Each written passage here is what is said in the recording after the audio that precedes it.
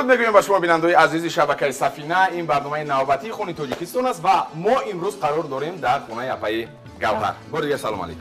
سلام علیکم. خوش آمدید. سلامت باشند. بصبرانه من انتظارم بینندگان عزیز شبکه سفینه، خاصتا دوستداران و شهروندان برنامه خونی تاجیکستان انتظارند که امروز اپای عزیز ما اپای گوهر چی آماده میکنند. مرحمت. ما امروز میخواهم که آش توکی رو پیشنهاد بینندگان کنیم. خیلی عالی. پیش از همه برای آماده نمودن آش ما پیاز رو آماده میکنیم. خیلی خوب دوستان عزیز، هیچ باکی نیست، زود گذشتند اپای گوهر از شروع کردند میده کردن پیاز. هیچ باکی نیست، من دوامش رو میگویم چی است. امروز اپای گوهر برنامه شما ادامه دید. اپای گوهر آش توکی آماده میکنند که بسیار لذت خاصه دارد، بسیار با لذت است و برای این آش چی لازم است؟ البته اون محصولاتی که در آغاز برنامه شما دیدید بینندگان عزیز و بار دیگر من میگویم که چی است.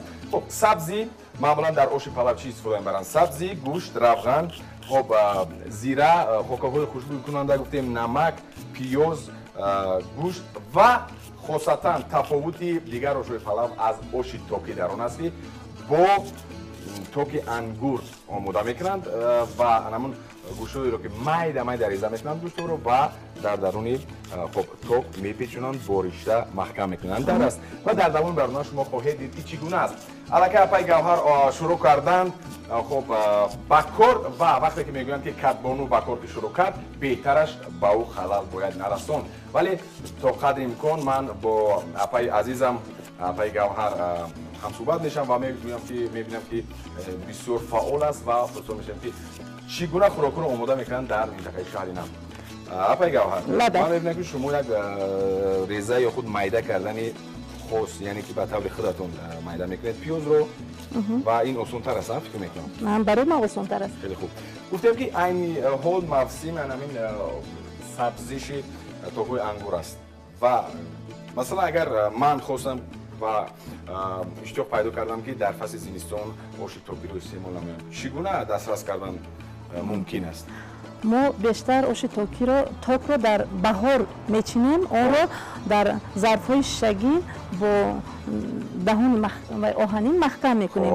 در فصل زمستان که وقتی که خواستیم آن رو گرفته آش میکنیم و پیشنهاد مهمانان میگذاریم. برای مهمانان، برای نزدیکان، برای اهل عائله، برای فرزندان آماده میکنن. البته. خیلی خوب. خب لذت خاص دارد گفتیم آش توکی و بسیار خوش‌طعم است، خوشخور است و از همین لحاظ امروز میخوان آماده کنند. برای کدبانو الکی پیاز شما با خود رسوندید. باز چیکار میکنید؟ از سبزی رو تا یک اندازه دوستان عزیز الکی آماده هست سبزی و باز کمک الهام میکنند اپای گوهر سبزی رو ریزه میکنند و گفتیم که برای جوان دخترانی که چون ما میدونیم که سالهای 2019 21 سالهای رشد دهات سیاحی و هنرهای مردمی از جانب پیشوای ملت اعلام شده است و محض همین سال امکانیت فراخ است برای جوان دختران که بیشتر آموزند هنرهای ملی، هنرهای مردمی را پخت و پس کردن رو. همین طور است. چی گفتنی هستی شما؟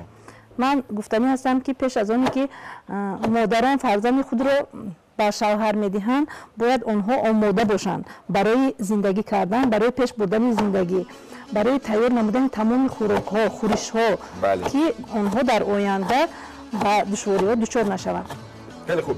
خب گفتیم که در منطقه شما بیشتر آش توکی رو معمولا استفاده میبرند، بسیار معمول هستند و باز کدام خوراک است که بینندگان عزیز دانند که کدام خوراک مثلا بیشتر آماده میکنند؟ کدام خوراک رو؟ باز بیشتر ما خوراکای خانم با گوشت و قیمه گوشت خانومه میگویند. با قیمه گوشت و خمیر آماده میکنیم.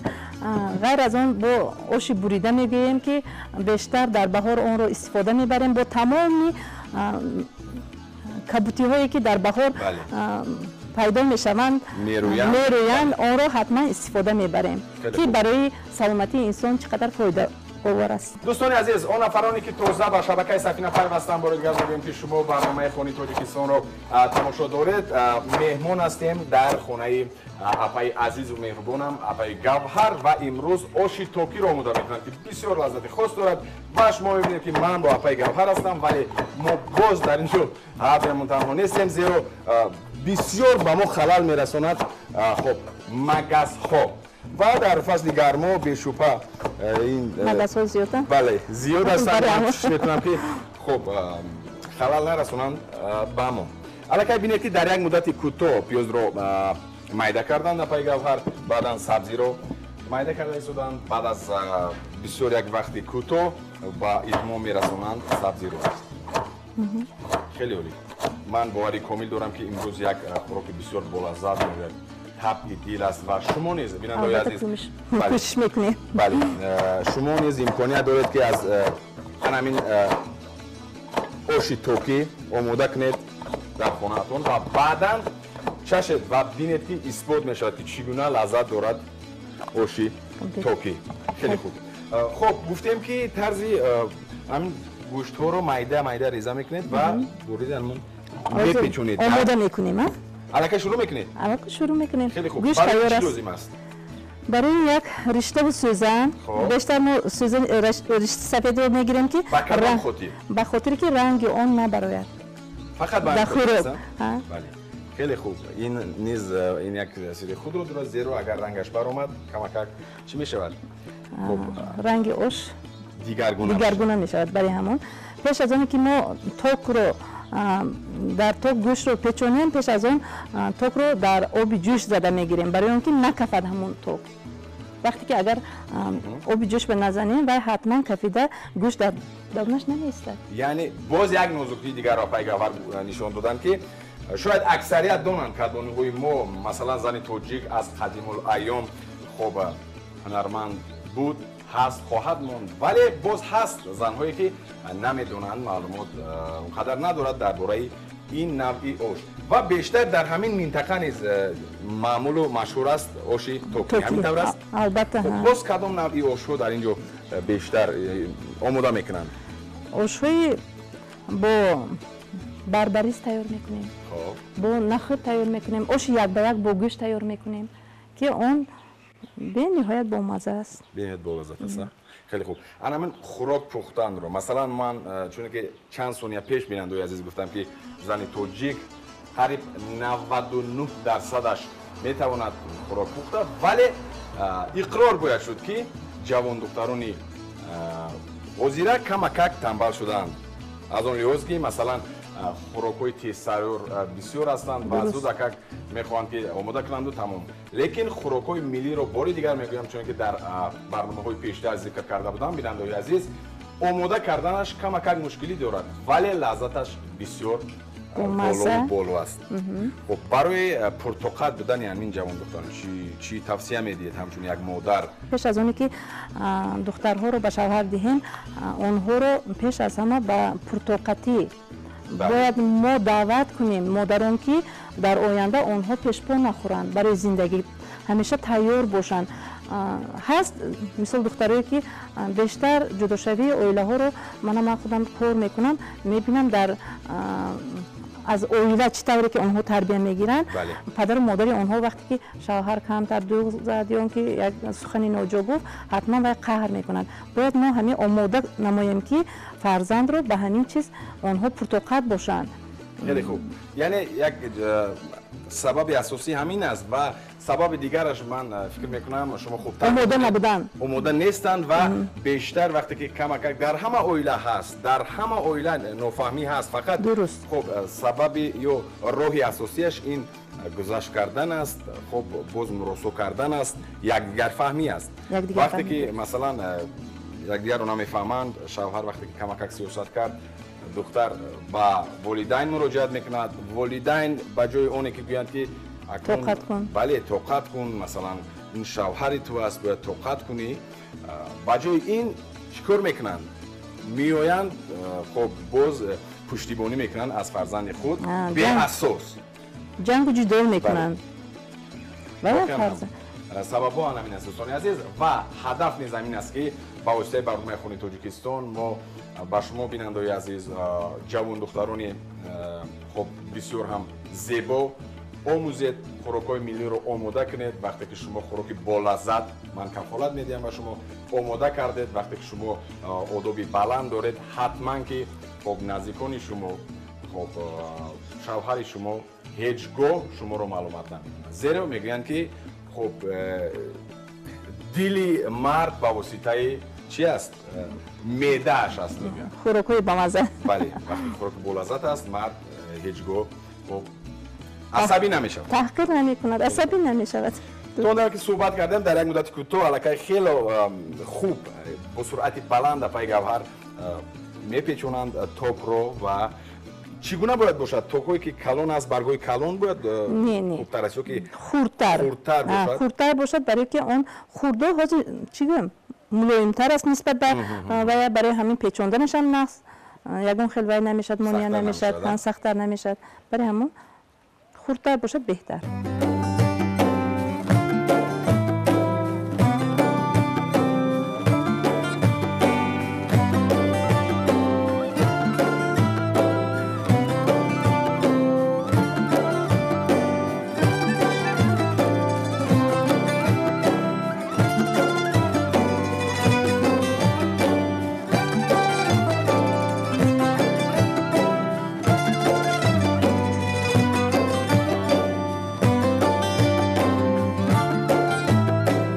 بیننده عزیز بینید که در یک لحظه کوتاه‌ک در بالای میز ما الکی نخود چی شد؟ پیدا شد و برنج نیز آماده شد. بله نشان دادیم. اکنون تمام کردند بینید که چگونه است بسیار زیبا و همین توک در درونش گوشت میده کرده شده وارد دیگ خواهند شد بعد از چند لحظه؟ پس از 10 لحظه 10 لحظه یعنی 10 مینوت 10 دقیقه خیلی خوب با احساسات داده میشن در عزیزم اپای گوهر بونه هیچ بوکی نیست. خب هر یک شخص حتی میکند یگان مشکلی ندارد. دوستان عزیز الکی با آخر رسید الکی قسمت اولی برنامه ما اجرا شد با آخر رسید. چیکار کردن تا این دم اپای گوهر؟ خب سبزی رو ریزه کردن پیاز رو ریزه کردن خب پیچوندن به طور مخصوص و بسیار ماهرانه توک رو در درونش گوشت و از رشته گذراندن و بهتر است که با رشته سفید این رو اجرا کنید خیلی خوب میشه زیرا دیگر رشته ها رنگش در آش میبروید. خب تمام شد. بعد از یک وقفه کوتاه ما برمیگردیم و شروع میکنیم خب کار رو در دیگ و آماده شد قسمت دومی برنامه ما در دیگ. ما رو همراه باشید. این برنامه خون تاجیکستان است از شبکه سفینه. بعد از چند لحظه برمیگردیم. دوستان ما آماده میکنیم انیقترش اپای عزیزم اپای گوهربان آماده میکنند آشی توکی.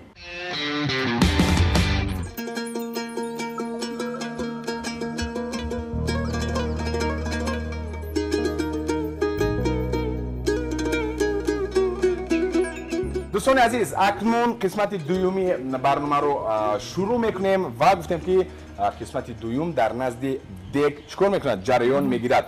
اکنون چیکار میکنیم؟ آتش در گیراندیم روغن رو میاندازیم. روغن رو میاندازیم. تقریبا بعد از 5-6 دقیقه تصمیم گرفتنی دیگ همینطور است. مرحمت روغن رو میاندازند اپای عزیزم و چی محصولاتی که لازم شد با من میگوید من با شما کمک میرسونم میگم. اکنون روغن رو انداختیم فرق ندارد.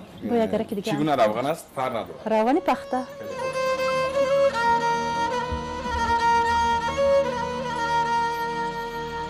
اکنون بعد از 5-6 دقیقه گرم شدن دیگ روغن رو میاندازند الکی انداختن پای گوهر و تقریبا 3-4 دقیقه باید که تصفیه. بله.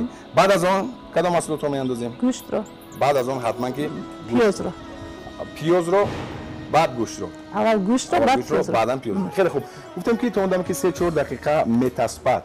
خب هست مثلا دیگر نمودهای خوراکایی که بسیار در اینجا گفتیم که شما گفتید خانوما مثلا خوراکایی در فصل تابستون در فصل گرما آماده میکنیم. باز کدوم خوراکو است؟ شکر رو میکنیم کورتوب میکنیم بیشتر خوراکای میلی آش بریده حتما آش بریده بسیارتر بهار بله با گیاهای با پودینه ریحان تمام نمودی همین سبزیجات هایی که میرویند خیلی خوب مستوبه خیلی عالی خیلی خوب.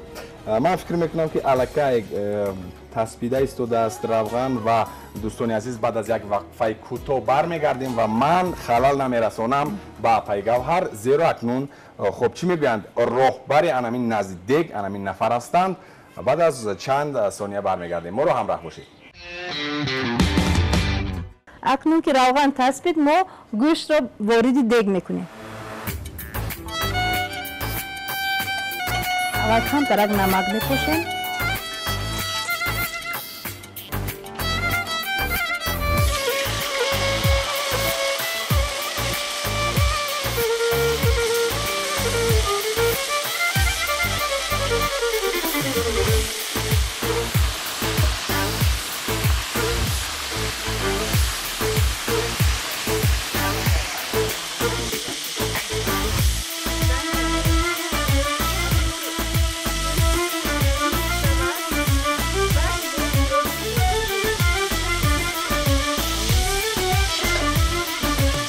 اکنون که گوشت سرخ شد ما پیاز رو وارد دیگ می‌کنیم.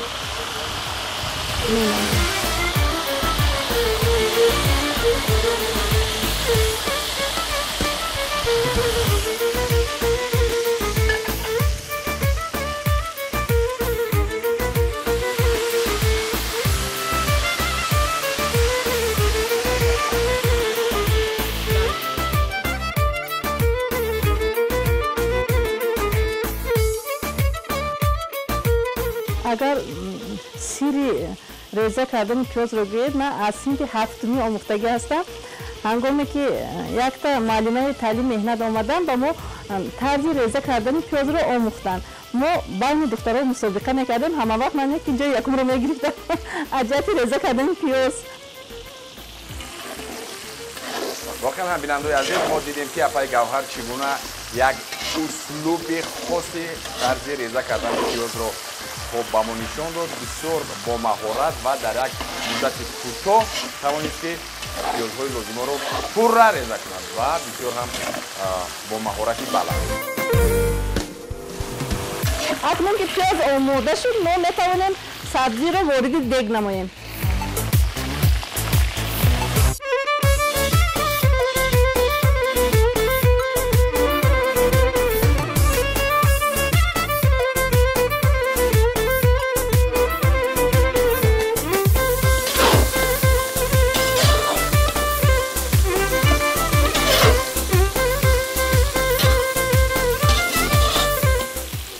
اگر خواهیم که آشمون سرخ شود پیاز را بسیارتر تفت میتیم.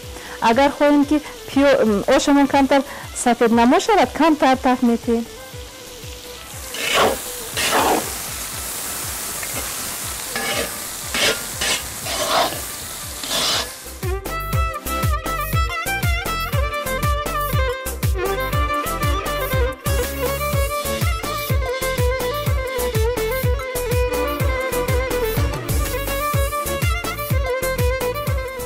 اکنون زیربک آش آماده شد ما میتوانیم آب رو اندازیم.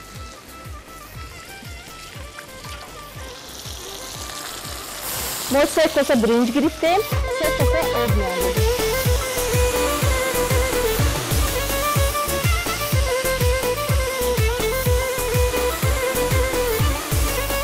پس از آب حتما نخود رو یک بار میشیم.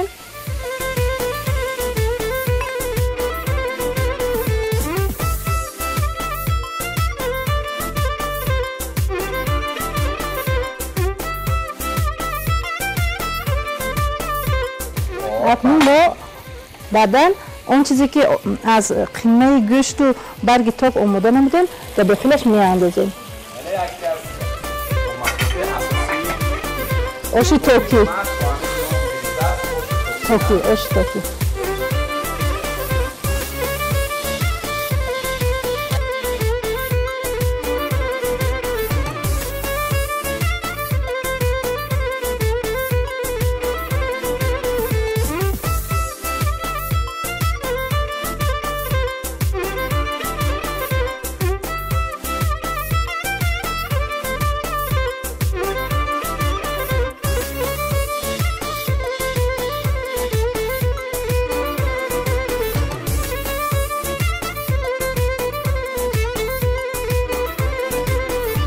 اکنون خوک‌های خوشبو کننده رو میگیریم، ایلوه میکنیم.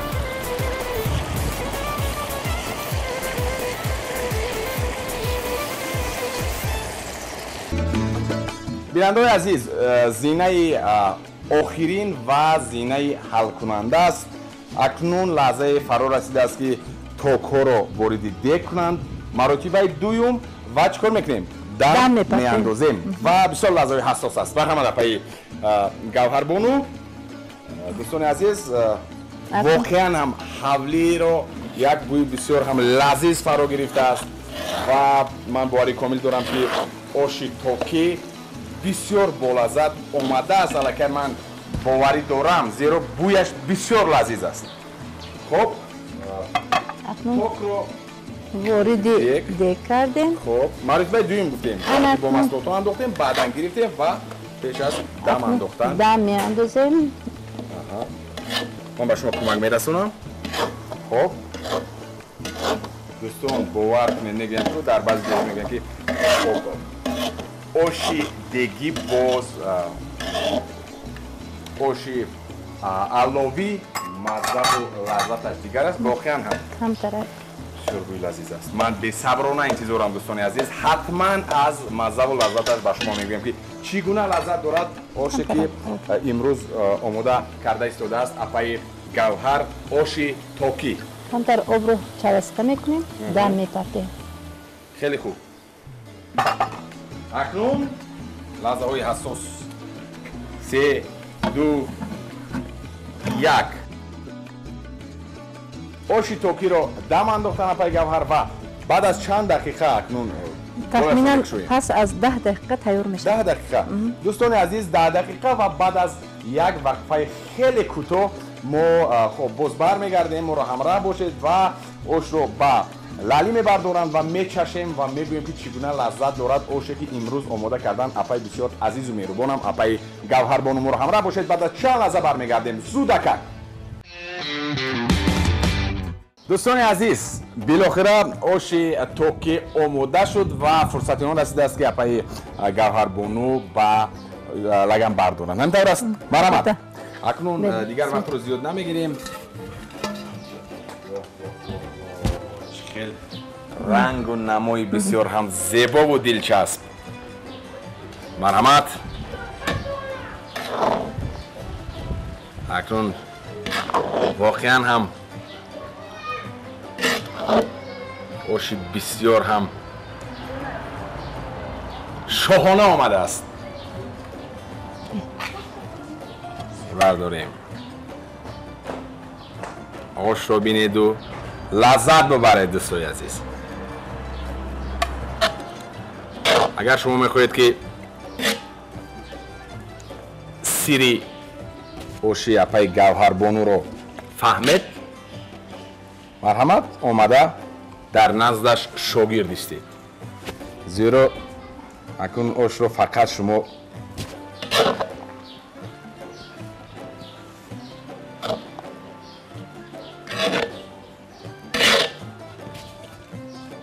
خیلی عالی، خیلی عالی. و نمون تاب گفتیم میبریم. بله نمیبریم. بعدا خب کفایه است. این گوشت ها آرا دهنده دیگه ما خواهند بود. تمام. دوستان عزیز، من از اپای عزیزم خواهش میکنم اپای گوهربانو انا آماده شد. آبی دهانی من میرود و بعد از یک چند ثانیه برمیگردیم و در سر دسترخوان با همراهی اپای عزیزم میچشیم این آش رو. آش توکی از جانب اپای گوهر. بعد از چند لحظه برمیگردیم.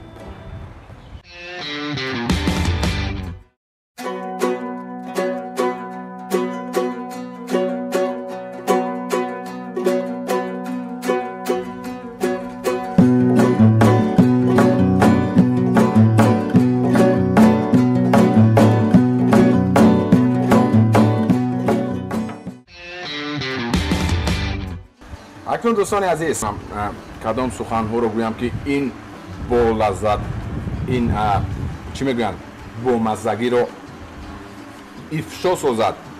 واقعا هم میگن که با درجه عالی همین اوشی توکی اپای گوهربانو با درجه عالی آمده است. من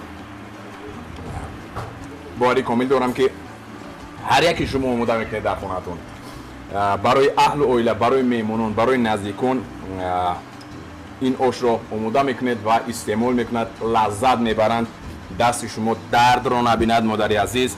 و من باوری کامل دارم که به مثل شما بیننده‌های عزیز نیز برای رشد هنرهای مردمی خاصتا خوراک‌های ملی تاجیکی که آش پلو این شاه خوراک‌های تاجیکی است سهم خود را میگذارند. من یک جهان سپاس میگویم، یک تاجیکستان سپاس برای شما برای آماده کردن یک آش بسیار با لذت.